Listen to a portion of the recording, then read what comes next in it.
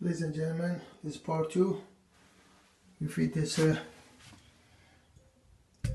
quite hot, electric towel rail radiator, 150 watt.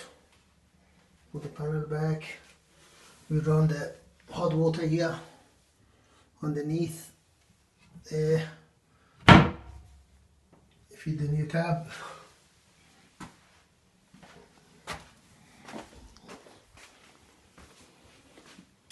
And we feed this on the sink water heater,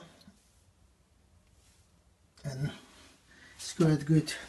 We run another pipe to the basin, the release valve, pressure relief valve, whatever you call it.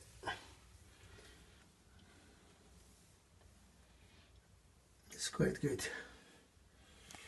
So thanks for watching. Bye.